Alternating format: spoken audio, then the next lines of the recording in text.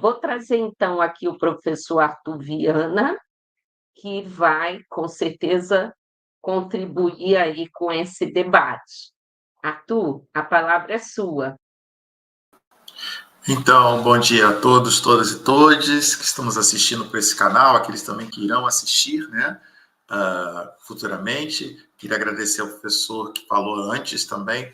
Aprendi bastante sobre inteligência artificial e essa história e a questão. As questões filosóficas me tocam muito, porque foi a minha primeira faculdade, foi filosofia, depois é que eu fui entrando para outros campos, mas essa questão mesmo da autoria, de um corpo que escreve, né, esse abrir mão que nós vamos fazendo, né, da nossa própria existência para outras existências, eu acho isso muito interessante, isso se reflete no nosso trabalho enquanto professor. Eu queria trazer como contribuição, né, para esse momento, um pouco sobre o campo de onde eu transito agora, que é o campo da pedagogia social, e também articulando ele com a realidade da disciplina tópico sobre a diversidade, que nós trabalhamos no consórcio CEDERJ, né? Então, eu queria trazer alguns elementos que nos ajudassem a pensar esse processo avaliativo. Talvez, se o professor focou um pouco mais na inteligência artificial e nesses processos que temos que avaliar também, né? Fazem parte do nosso processo da avaliação, eu gostaria de trazer uma questão mais da fundamentação da avaliação, do campo da didática, ver como é que esse campo da didática também é constituído de diversidades, de contradições, né? E como esse campo do saber da pedagogia social, que se ocupa de pensar espaços não escolares, também podem contribuir e nos atravessar dentro das expectativas que nós temos como educação à distância. Então, seria um pouco isso que eu queria trazer para vocês. E eu fiz os slides porque a gente é professor, então a gente acha que se perde um pouco. Eu, pelo menos, me perco um pouco. Eu tenho que ter um guia, senão eu vou falando todas as coisas. Eu acho que nós somos muito imagéticos. Eu acho que é interessante quando a gente coloca um slide, facilita a nossa linha de raciocínio, né? Bom, eu queria começar trabalhando esse conceito básico de que a avaliação, o processo avaliativo, ele pertence a um campo específico da pedagogia que se chama didática. E aí, esse campo da didática, todos nós levamos quando nós vamos nos formar enquanto professores e professoras. Eu não sou originário da pedagogia, eu fiz pedagogia depois, eu vim da licenciatura de filosofia, e quando eu fazia filosofia, eu recebi os fundamentos da educação. Então, todos nós que fazemos licenciaturas recebemos fundamentos da educação. E a didática pertence a esse campo dos fundamentos da educação. Eu sempre digo para os alunos na Faculdade de Formação de Professores, né? Se você tem uma filosofia que pensa educação, uma sociologia que pensa educação, uma antropologia que pensa educação, existe uma pedagogia que pensa educação. E o que é a pedagogia que pensa educação? A didática. E a didática nós recebemos enquanto licenciados. E um dos campos da didática, que didática não é só eu vou ensinar a dar aula, porque ninguém dá aula, na verdade a gente vende hora-aula. Ninguém está dando aula de graça. A gente vende a nossa hora-aula, né, como trabalhadores. Né, e isso faz parte do processo. Mas um dos elementos da didática é a avaliação. E quando a gente pensa em avaliação no campo das licenciaturas enquanto professores, a gente sempre está pensando em eu vou ter que dar uma nota, que é a parte mais pobre do processo avaliativo. Porque o processo avaliativo, na verdade, que é dar valor, né, colocar valor, é um lugar de tomada de decisões. Um lugar que eu tomo decisões sobre o processo pedagógico, sobre o processo de ensino-aprendizagem que eu estou articulando com os meus alunos. Porque, na verdade, o que está acontecendo em sala de aula é um processo interrelacional, né, que se baseia numa dimensão socioeducativa entre dois sujeitos, né, que têm realidades distintas e que têm as suas contradições em si. O professor está em um estágio de desenvolvimento do seu desenvolvimento, das suas competências e habilidades, e o aluno está em outro estágio do desenvolvimento das suas competências e habilidades. Então, esse encontro faz com que é um encontro relacional e intergeracional, que também é bom a gente levar, esse é um tema que a gente trabalha muito nos tópicos sobre a diversidade de educação. O encontro entre professor e aluno é um encontro intergeracional. É um sujeito de 40 anos com uma criança de 12. É um sujeito de 40 anos, talvez com um aluno de 60, como eu tenho na universidade. Eu tenho alunos de 60 anos e eu tenho 47. Então, há um processo intergeracional dentro dessa relação. E nesse processo intergeracional também, subjetivo e todos os outros elementos, tem um lugar que eu tenho que tomar uma decisão. Que decisão? Uma decisão que é fazer a avaliação desse encontro cognitivo. Ela intergeracional, com desenvolvimentos em pessoas, sujeitos que estão em processos de desenvolvimento cognitivo, de competências e habilidades diferenciadas, e que eu, como responsável, naquele momento, como sujeito do suposto saber, ou o sujeito da autoridade, aquele que exerce um papel da autoridade, que castra, que vai ter que fazer o papel do castrar, vai ter que colocar um valor naquilo. O Libânio, ele vai falar que tem pelo menos 3 tarefas da avaliação. A gente fica sempre com a última, mas na verdade a gente tem 3 tarefas da avaliação. A primeira é a verificação. O que é da verificação? A verificação é como é que eu estou no relacionamento que eu estabeleço com os meus alunos, com os meus educandos, utilizando os instrumentos pedagógicos necessários ou fundamentais para que eu possa desenvolvê-lo enquanto ser humano cognitivo. Essa é da verificação. E aí a gente vai nos trabalhos, atividades, provas, né? Então, quando eu ouço o professor falando, né, o professor Márcio falando, eu acho interessante porque quando eu utilizo a inteligência artificial, eu estou, enquanto aluno, eu estou abrindo mão de participar do processo de verificação da avaliação. Porque no processo de verificação da avaliação, eu vou falar para o professor que aquele instrumento que ele está usando não está me ajudando. Porque se quem fez o meu trabalho foi a inteligência artificial, eu estou me excluindo, me retirando do processo relacional estabelecido com o professor. E aí, e o professor ele não vai me avaliar a minha produção, o meu corpo naquele material. Ele vai avaliar a inteligência artificial que produziu aquela tarefa, não a mim. Então, isso é grave também. Isso é grave porque atrapalha os processos de avaliação. Utilizar, eu pensando junto, aqui estou pensando junto com o professor Márcio, né? Eu utilizar a inteligência artificial atrapalha, né, o processo de avaliação nos dois lados. Não é tipo assim, enganei o professor. Não, é que você não está contribuindo para o seu próprio processo avaliativo para falar para o professor, esse instrumento que o senhor está usando, que a senhora está usando, não me ajuda no meu desenvolvimento. E o professor não vai conseguir perceber. E o professor vai começar um outro tipo de trabalho que é complicado, por quê? Porque ele vai falar assim, eu agora vou ter que gastar uma energia para descobrir se aquilo que o meu aluno fez é a cópia ou é a inteligência artificial, e eu poderia estar articulando isso de uma outra forma. Então, os dois lados da avaliação ficam prejudicados. Eu estou pensando isso junto com o professor Márcio. Eu não sabia o que ele ia falar, mas eu trazendo os meus elementos da avaliação para pensar no campo da didática junto com ele. Eu acho que é isso um pouco que a gente está fazendo nessa manhã, né?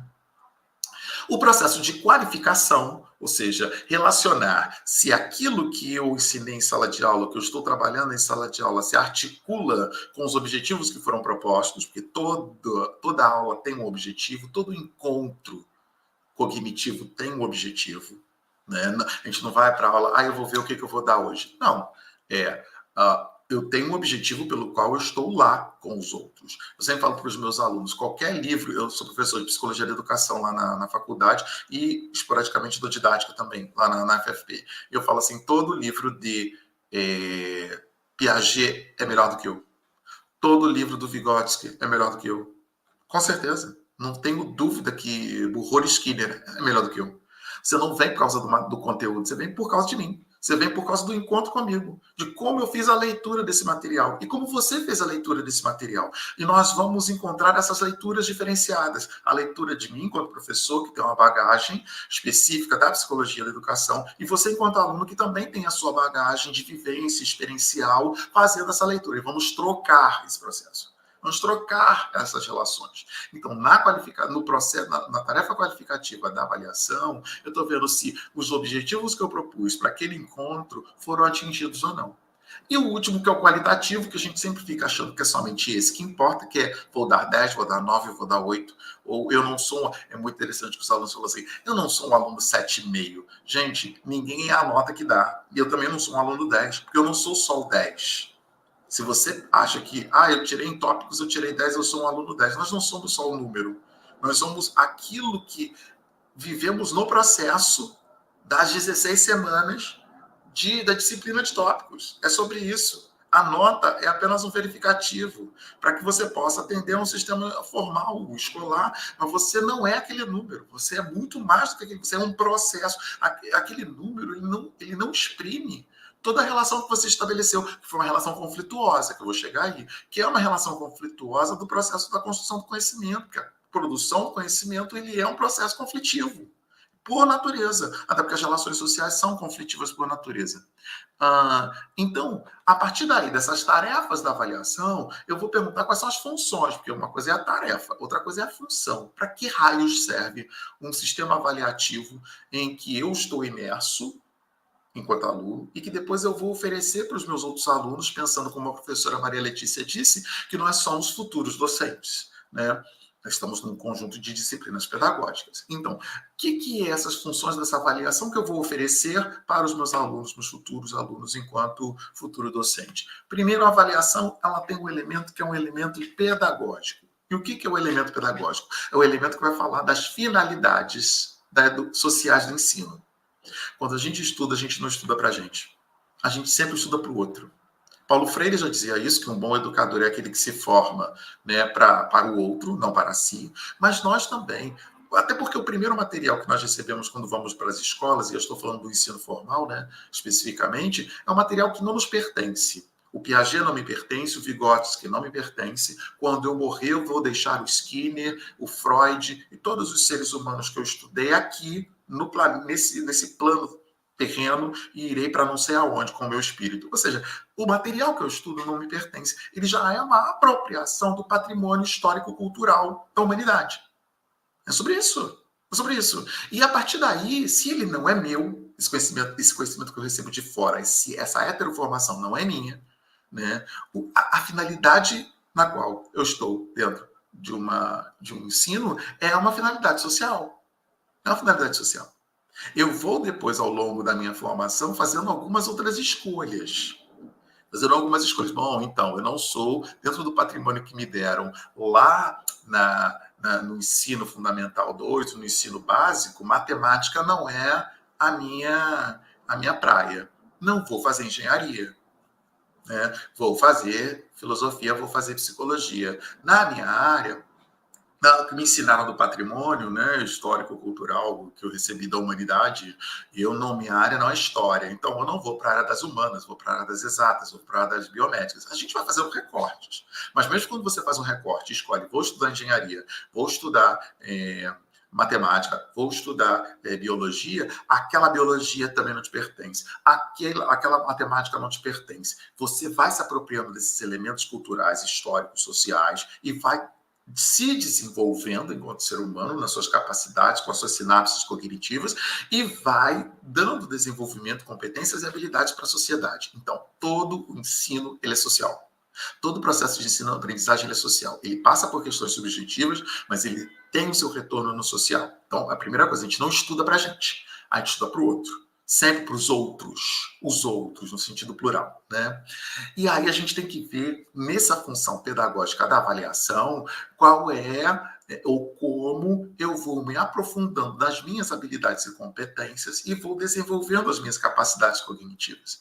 Então, na avaliação, eu tenho que ver minimamente como é que os meus alunos... E aí, por isso que eu tenho que entender como a gente vai fazer a avaliação, a gente tem que trazer todos os fundamentos da educação para o processo. A filosofia da educação, do professor Márcio, a gente tem que trazer as políticas públicas, a gente trazer a psicologia, porque na psicologia a gente vai pensar qual é a criança que eu estou trabalhando, se eu estou trabalhando com ensino fundamental 2, né, o adolescente, é 12, 13, 15, 18 anos, qual a fase de desenvolvimento que ele está, quais são as habilidades e competências que ele pode ter. Um sujeito socialmente marcado na puberdade, no século XXI, qual é a função sociológica dele, qual é a função antropológica, como é que ele se vê na realidade, quais sentidos e significados que ele dá para o mundo, qual é a filosofia que ele está recebendo. Então, os fundamentos da educação fazem parte do processo avaliativo. Você não tem como desvincular esses elementos. Então, uma das funções é o pedagógico. O outro é a diagnóstica. A função diagnóstica da avaliação é uma função que vai ajudar a gente a entender como é que a gente organiza o processo avaliativo, que não pode ser apenas no final do semestre. Os alunos do CEDES, aí eu vou falar sempre do lugar de onde eu estou, né? Como professor, coordenador da disciplina de tópicos sobre a diversidade. Uma vez estava conversando com os alunos, e um aluno, que eu não sei, aleatório, não é desse semestre, de semestres passados, eles falaram assim, a sua AD, avaliação, a minha AD de tópicos sobre a diversidade não é uma, são 3 ADs, são 3 trabalhos que você passa para AD. Por quê? Porque você, numa semana, tem que fazer uma coisa, na outra semana você tem que fazer outra coisa, na outra semana você tem que fazer outra coisa, tem que juntar as 3 notas, e todos os outros professores fazem AD, um AD só. Primeiro que eu não sou todos os professores, né? Eu tenho um nome, me chamo Arthur. E depois, quando eu separo AD, eu não estou fazendo 3 trabalhos. Na verdade, o que eu estou fazendo são processos. O primeiro está vinculado com o segundo, que está vinculado com o terceiro. Porque a avaliação, ela não é uma avaliação pontual. No dia 25 de outubro, você precisa me entregar uma EAD. Não. Você tem que fazer as atividades ao longo das semanas. Para que não, ao longo das semanas, algumas avaliações eu vou quantificar, outras eu não vou quantificar. É você que vai ter que se quantificar. O processo avaliativo, ele é um processo contínuo. É isso que eu estou falando. O processo avaliativo diagnóstico é um processo contínuo. Não é uma vez só eu vou lá e faço a prova. É ao longo das semanas que eu estou estudando, como é que eu vou articulando minhas capacidades, minhas competências e as minhas habilidades para poder entender por que os africanos tiveram essa cultura organizada dentro desse país? Como é que os povos originários, eles agora sofrem por processos de escolarização Y, H ou X? Então, essa é a questão. Tem os conteúdos, que são os conteúdos específicos dessa disciplina, e os processos, que são processos que vão colocar os sujeitos em lugares de questionamento. O que o aluno reclama? Esse aluno, ou outros 2, 3 alunos que reclamaram disso, está reclamando do fazer. Mas é muita coisa que eu tenho que fazer. É porque tem uma nota, é uma nota, por que o senhor está 3? Eu não estou preocupado com a nota. Esse aluno não consegue entender que o processo avaliativo não é só quantitativo. Eu tenho que fazer 1, 2 ou 3. É um processo contínuo, que se dá no início, no meio e no fim dos processos. E aí eu me pergunto, se ele não consegue sobreviver a esses processos, como é que ele vai estabelecer esses processos cognitivos nas suas salas de aula? Nas suas salas de aula com seus alunos. Ele não consegue viver, como é que ele vai fazer com os outros? Sabe? Então, essa ideia da continuidade da avaliativa, ou da gente se centrar no momento que a gente está vivendo, ela é complicada quando a gente não tem isso claro, sabe? E é importante isso. O controle, que é o final, que aí todo mundo acha que eu tenho que dar a nota. Mas o controle, o professor, ele vai usar essa nota contra mim. Porque a gente trabalha como controle como se fosse uma coisa negativa, né? Não, o controle e não é o controle autoritário, é o controle no sentido de que esses objetivos estão sendo atendidos, os desenvolvimentos das habilidades do sujeito também estão sendo atendidas, então eu tenho determinado controle sobre o que acontece no processo.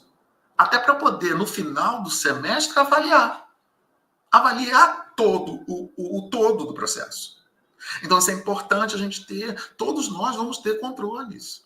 Os controles, não para o lado negativo da coisa, mas o controle no sentido de que é capaz de eu revisitar esse lugar da aprendizagem.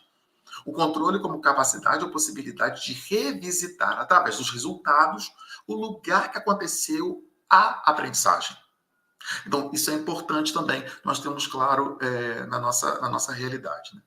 Então, tem alguns equívocos que a gente sempre trabalha, que são básicos, apontados pelo próprio Libânio, quando a gente vai trabalhar essa questão da pedagogia se intrometendo na formação de professores, no geral das licenciaturas, que seria o campo da didática. Primeiro, pensar que avaliar é apenas aplicar prova, distribuir nota e falar se o aluno é bom ou se é ruim. Isso é péssimo. Ou seja, aquele aluno é bom. Por que aquele aluno é bom? Aquele aluno é bom porque ele copiou tudo. E na hora da prova ele respondeu aquilo que eu queria que ele respondesse. Porque também a prova... Eu vou falar uma coisa para vocês. A prova, para tirar esse misto, né? Desmistificar. Gente, prova é uma coisa fácil de fazer. Não é difícil fazer prova. É só você, no primeiro momento, conhecer que tipo de professor você tem ali. Né? Os meus alunos, os alunos denunciam isso. Às vezes eu dou uma disciplina de pedagogia, de psicologia da educação, depois ele volta em psicologia social, ele volta em didático, ele pergunta ao professor, quando é que você vai dar aula de psicologia social? Ah, no próximo semestre. Ah, então vou esperar o senhor. Aí ele fala assim, mas por que você vai me esperar? Faz com a outra professora. Não, é porque eu já sei como é que o senhor funciona. Gente, vocês falam isso pra gente. Eu já sei como é que o senhor funciona. Então, ele já sabe como é que eu vou aplicar a prova, ele já sabe como é que eu penso, qual é a linha de raciocínio. Então, se você pega a linha de raciocínio do professor, você deslancha.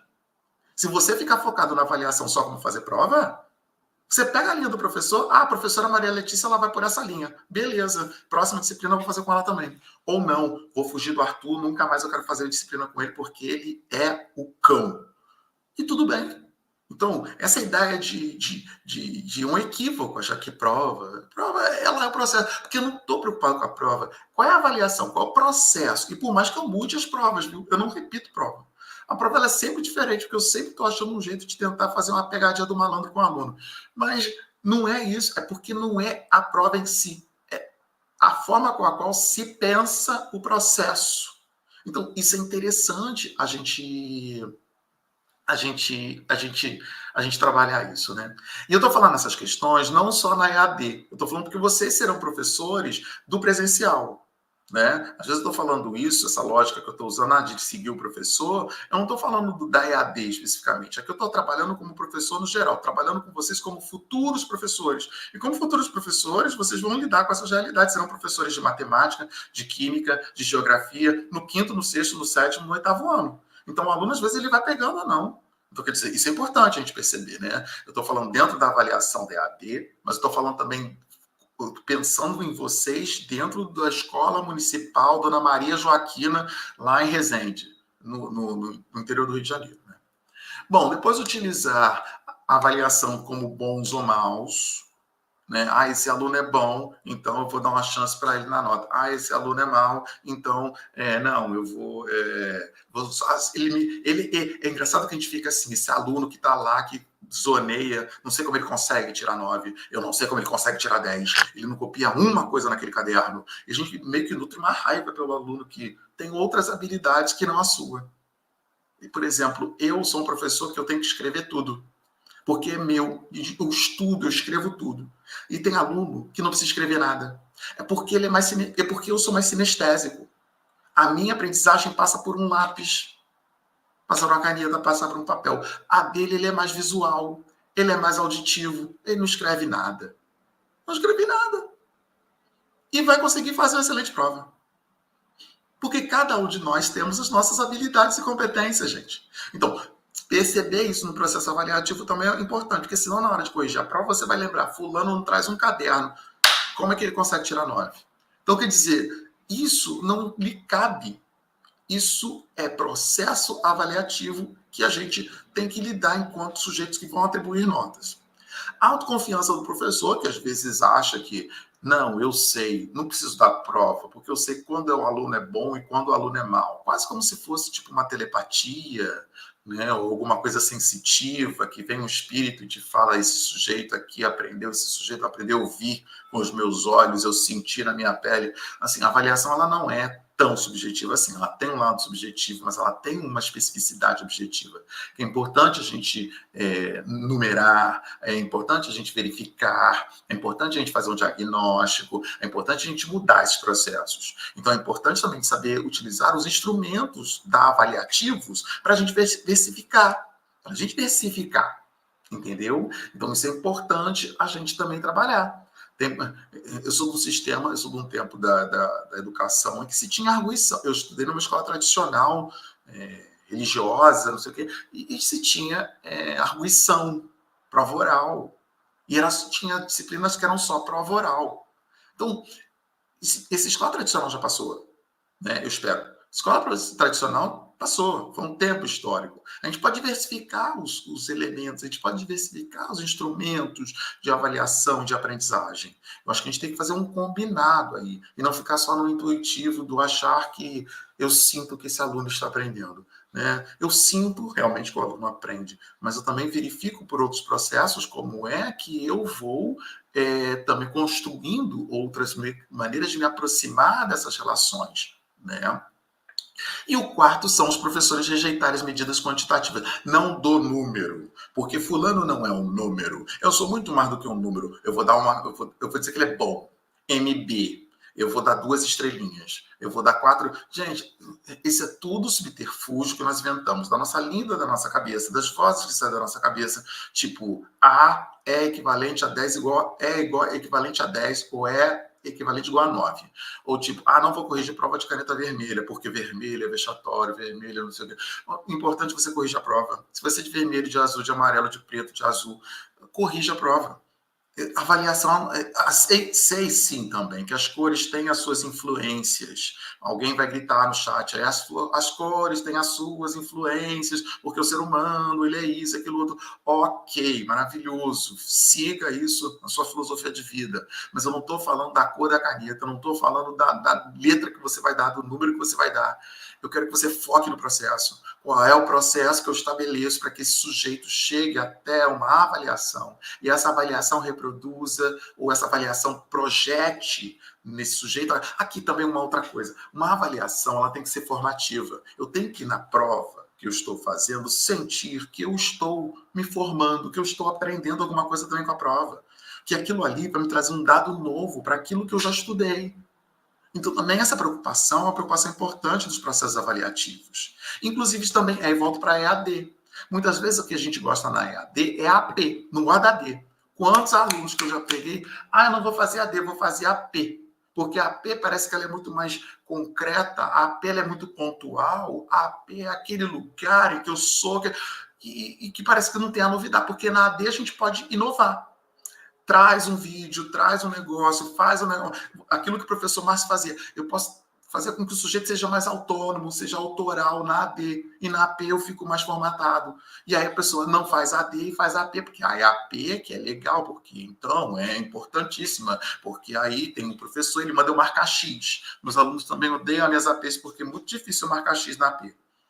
Eu acho marcar X, gente, pelo amor de Deus. Ou seja, assim, qual o processo? Ele está querendo marcar X.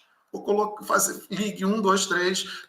Gente, isso é uma técnica, ótimo, um instrumento. Mas não é só isso que é feita a avaliação, sabe? Então, essas escolhas são escolhas importantes para que a gente possa continuar os nossos processos, né? Por isso, o que eu estou trazendo é que o processo avaliativo, ele trabalha com diversidades. 2 básicas, né? Que é a subjetiva e a objetiva. A objetividade do poder fazer a verificação do processo cognitivo, não dos conteúdos, mas do processo cognitivo estabelecido entre eu e o aluno, entre professor e aluno, entre educador e educando, e a subjetividade do educando, que tem uma faixa geracional diferente da minha. Ou se as faixas geracionais fossem as mesmas. Eu tenho 47 e o outro também tem 47. Né? As histórias pessoais dos indivíduos são diferentes. Eu sou o Arthur e ele é o João. Eu tenho 47, ele tem 47. Mas o 47 dele é numa história e o meu 47 é noutra história. Então, eu tenho as subjetividades em jogo na hora da avaliação. E isso só ressalta a diversidade existente das relações sociocognitivas. Né? Então, pensar em avaliação tem que se pensar nas diferenças, nas contradições existentes dentro das relações pessoais. O que nós fazemos com os nossos alunos, e aí também em EAD, são processos relacionados. Só que a gente utiliza mecanismos como videotutoria, videochat, que eu achei o máximo. Isso são ganhos da pandemia. Eu acho que a A gente esqueceu que a gente passou por uma pandemia, que a gente teve coisas péssimas, pessoas morreram, mas tem pessoas que a gente ganhou coisas muito interessantes na pandemia. Por exemplo, mesmo do nosso consórcio, nós ganhamos videotutorias, videochats que já existiam, mas que agora foram mais acentuados como processos educativos. E aí o que acontece? O meu tutor à distância fica disponibilizado para fazer a videotutoria e o videochat, e o aluno não aparece. Perde a oportunidade da relação estabelecida com o sujeito que está lá, né, na universidade, esperando as suas questões. Então, isso é muito interessante, a gente abre mão de um recurso, que é um recurso da instituição CEDES, da Fundação CEDES, que é da plataforma EAD, da modalidade de educação à distância, né? E a gente não faz isso. Por quê? E aí eu vou falar uma coisa. Eu acho que muitas vezes para não entrar em confronto, para não viver as contradições. Porque o tutor, ele não é o aluno, ele não é. E ele vai viver a contradição, e o aluno ele vai trazer elementos que vão colocar ele na contradição. O conflito, a contradição entre as diversidades faz parte do processo, que é o processo educacional como um todo. Jesus Jares, já entrando já no campo da pedagogia social, né? Jesus Jares é um sujeito que trabalha na área da educação, e ele fala assim, toda relação pedagógica ela é conflituosa, porque elas vêm das relações interpessoais. E as relações interpessoais falam de convivência. E conviver sempre vai trazer um atrito. Né? Isso é clássico. Onde dois estiverem reunidos, eu estarei no meio deles falando mal de um terceiro. Ou seja, a convivência é desse jeito. E tudo bem, porque ela fala de diversidades, ela fala de transformações. E essas convivências são provocadoras de conflitos. O problema é que o conflito ele é tratado com uma dimensão, né, trazido pelo Jares, num livro dele, Educar para a Paz, em 2002, que é a ideia do conflito, a diversidade presente nas avaliações que causam conflitos, né? O conflito é tratado como se fosse um problema, como se fosse um infortúnio, como se fosse uma má sorte, algo aberrante que eu tenho que resolver. O conflito não é um problema. O conflito ele é a possibilidade de um processo de desenvolvimento. Porque o conflito ele é inerente à existência humana. Agora, nesse conflito, eu posso aproveitar esses processos para que sejam processos de desenvolvimento das relações, né? De desafios, para que eu possa ser uma pessoa melhor. Outro dia eu estava lendo um livro com respeito aos afetos, e eu gostei do que o Dunker falou no livro dele. Eu achei muito interessante, que ele falava assim, os afetos não são nem bons nem ruins, apenas problemáticos. Adorei, eu vou levar essa frase para a minha vida, vou colocar lá no status do meu WhatsApp. Os afetos, eles não são bons nem ruins. Eles apenas são problemáticos. Eles problematizam a vida, os afetos. Todos os afetos problematizam a vida. Porque o problema, também não é bom e nem ele é ruim. Ele é o encontro dos conflitos. Ele é o encontro dos conflitos. E problema está aí para ser vivido. E desafio está aí para ser vencido. E tudo bem. E também, se eu não conseguir vencer, e o desafio me vencer, eu também vou aí me articular de uma outra forma no mundo. Né? Então, essa ideia da que a gente tem que estar produzindo e tem que educar, isso é do capital. Eu tenho sempre que estar bem, eu sempre tenho que estar feliz, eu sempre tenho que estar maravilhoso, eu sempre tenho que estar dando respostas, eu sei de todas as coisas. É capital, tem que dar, produção. E que momento que eu vou falar, não dou conta. Não dou conta. Né? Então, a convivência, ela vai trazer essa questão da diferença. A diferença vai trazer conflito. E o conflito, que é oriundo da convivência pedagógica, eu já estou me indicando para o final, tá? Pedagógica, ela tem que ser trabalhada como um conflito, mas numa perspectiva positiva, que eu posso me desenvolver, em que eu posso até ser criativo, porque a gente só é criativo na falta. A gente só é criativo no conflito. Por exemplo, estou com vontade de comer, arroz, mas eu não tenho arroz. Ok, beleza, então eu vou fazer isso, aquilo, outro. É na falta que a gente passa a ser são pessoas criativas, né? Então é importante a gente trabalhar essas questões também. A pedagogia, eu vou pular muitas partes aqui, porque coisas eu já falei. A pedagogia social ela vem ajudando a gente a pensar essa diversidade, esses conflitos que são inerentes à diversidade, que estão presentes na avaliação, principalmente em alguns pontos, e eu queria falar esses 3 últimos pontos, né? O primeiro, que é a intervenção pedagógica, ou seja, a pedagogia, a educação, ela pode ser utilizada de uma forma a entender a ordem social, depois entender que todos os grupos, por mais diferentes que eles sejam dos meus grupos de convivência, eles possuem uma lógica, ou seja, os alunos têm uma lógica, os professores têm uma lógica. E a gente fica achando que a nossa lógica ela é a mais importante.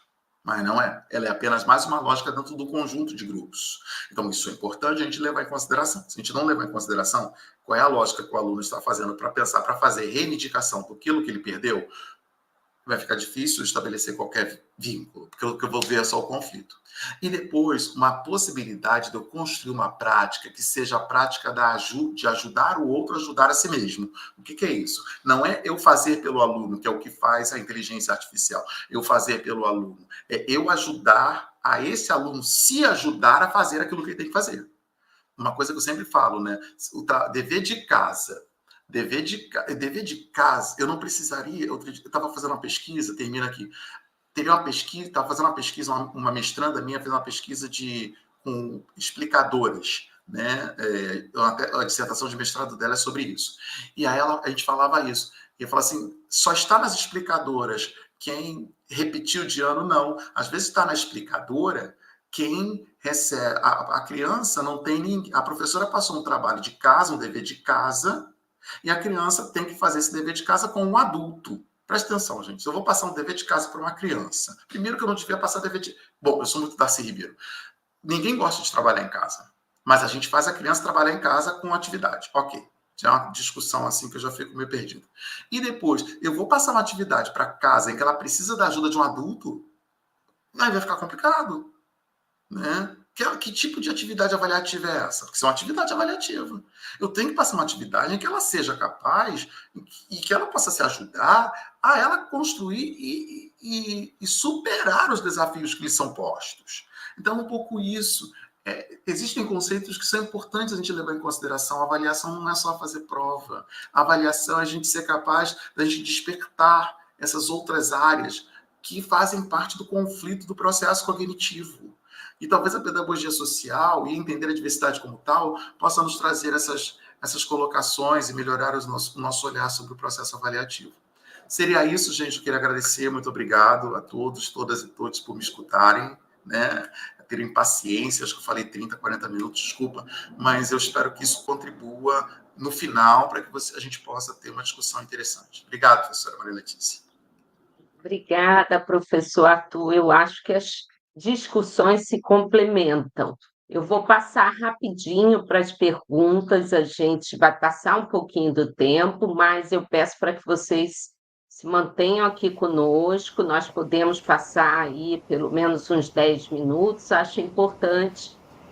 O professor César Malek e a professora Lenilda Pinheiro vão nos ajudar aqui, trazendo alguns questionamentos, alguns comentários de quem esteve conosco ao longo dessa manhã. Olá, bom dia. Eu vou ler brevemente. O nosso chat foi muito rico em vários comentários, eu fiquei por conta de colher alguns comentários e sabemos da agenda de cada um, então por isso eu vou tentar ser o mais breve possível para que a professora Linda possa entrar com as perguntas. Caio Cardoso, ele disse: no processo de formação do aluno, a escrita é importante, na formação docente deve-se ser essencial, assim como é no CEDERJ. Joabes Pires nos ajuda a pensar que a avaliação tem um propósito muito mais amplo do que podemos identificar. Já a Marina Pereira nos diz que considera que o chat GPT irá mais prejudicar do que ajudar as pessoas, pois fará que percam a sua identidade intelectual, já que não usam a ferramenta como um apoio, e sim como estrutura. Marina Pereira nos traz a reflexão que é importante haver maior incentivo de pais e professores para que os discentes tenham mais interesse na leitura, seja física ou virtual, para conseguirem desenvolver suas ideias sem a ajuda do GPT. Keila Adriana, né, como se colabora com a reflexão que o problema não é aí, e sim a forma como está sendo utilizado, né? Eduardo nos diz que é um pseudo-sucesso. Todos esses comentários são da primeira palestra, tá? Professor Márcio, que vem nos trazendo essas reflexões no chat, né? Eu peço desculpa por estar lendo de uma forma um pouco acelerada, para a gente dar tempo também dos colegas professores conversar com todos, né, sobre os demais contextos e perguntas, né? Marcelo Goulart nos diz que, por causa do IA, muitos alunos não desenvolvem o seu pensamento, e quando chegam na universidade, não conseguem a facilidade de escrever textos de sua própria autoria. Ela nos diz que eu nunca usei essas ferramentas de AI e nem sei usar. Produzo textos e tiro notas menores do que as pessoas que usam. Isso desmotiva. Marina Pereira, acredito que pessoas que escolhem profissões na qual precisem difundir o conhecimento precisam ter autoria textual e intelectual próprias, com embasamento. O GPT não deve ser usado como referência final. E no segundo momento, com a palestra do professor Arthur Viana, tivemos o seguinte comentário, né? Tarcísio Luco nos traz: adoro quando há debates, trocamos ideias e aprendemos mais, pois interagimos dentro de um mesmo tema, com visões diferenciadas. Gabriela, esclarecedor esse debate, muitos temas abordados de grande importância para os docentes e alunos. Débora Morra, a qualidade dos conteúdos ofertados nas disciplinas pedagógicas é riquíssimo no processo de formação de professores. E Alex Lima, o sistema EAD é bem antigo, abrindo um leque de oportunidades para muitos. No entanto, temos que nos adaptarmos, pois exige muita leitura, hábito que muitos brasileiros não têm. Estes foram os comentários, né, separados para esse momento de reflexão. Bom dia a todos. Mais uma vez, muito feliz de participar desse momento. Nós temos aqui 2 perguntas para o professor Márcio e 2 perguntas para o professor Arthur. Então, Márcio, a professora Débora perguntou: a inteligência artificial pode ofertar ferramentas positivas para a aprendizagem ser mais dinâmica? Eu leio essa aqui, você responde, depois eu leio a outra, professor. Pode ler as duas. E a Valéria de Oliveira perguntou: como fica a situação de quem tem repertório, vivência e escreve bem, quando é acusado de ter tirado seu texto do chat GPT, mesmo sendo seu texto autoral?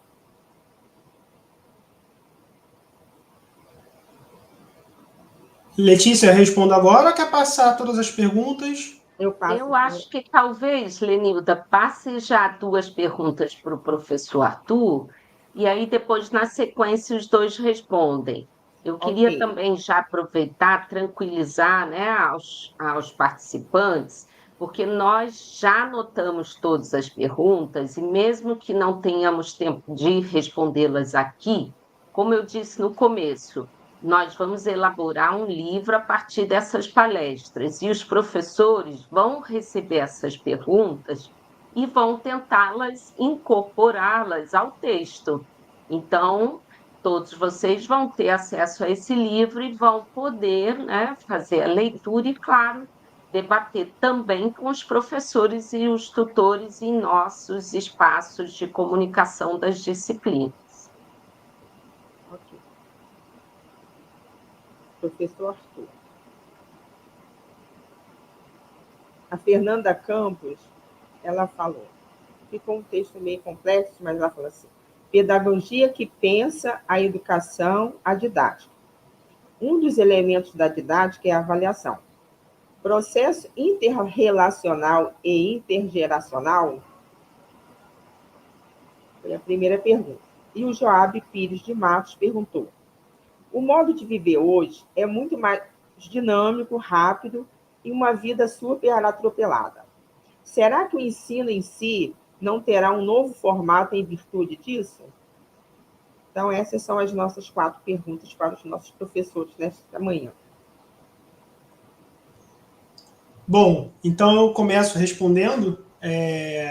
Respondo a Débora. Né? A Débora pergunta se a IA pode oferecer ferramentas positivas. Sim, pode oferecer. Eu acho que, como eu disse, o problema não é especificamente o uso da IA, é o uso indiscriminado da IA. O problema é quando a inteligência artificial ela toma a sua autoria, né? Ela toma o seu processo de reflexão, de construção das suas ideias.